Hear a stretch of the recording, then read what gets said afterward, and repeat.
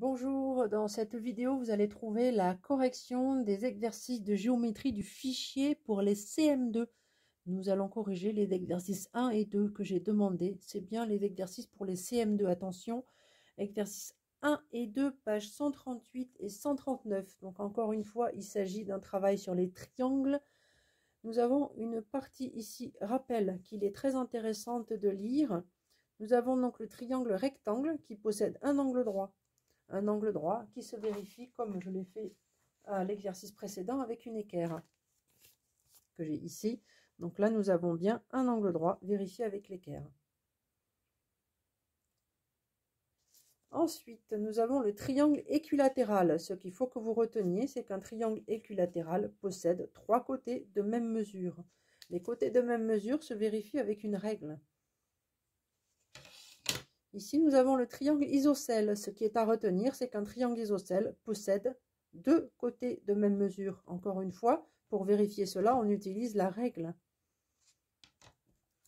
Et alors là, nous avons un cas particulier. Nous avons un triangle rectangle isocèle. Ça veut dire qu'il possède les propriétés du triangle rectangle et les propriétés du triangle isocèle. Donc, comme un triangle rectangle, il possède un angle droit.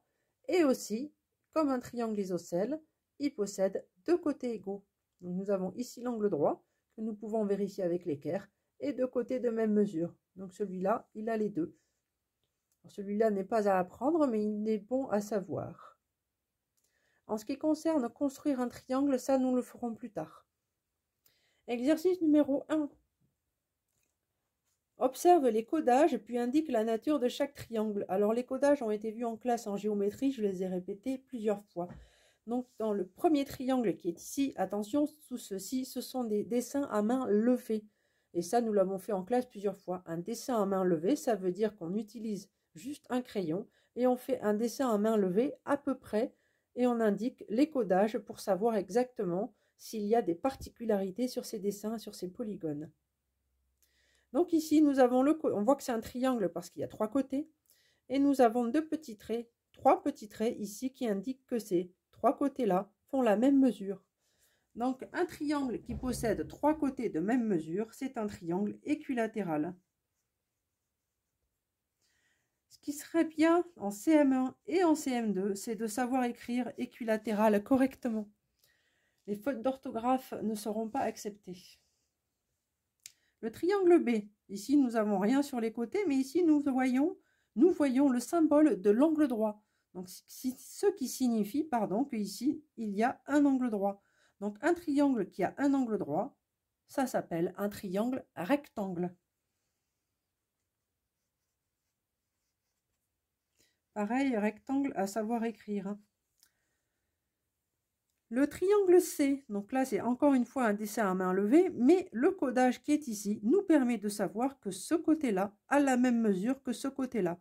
Donc là, nous avons deux côtés de même mesure. Un triangle qui possède deux côtés de même longueur, on remonte ici, est un triangle isocèle.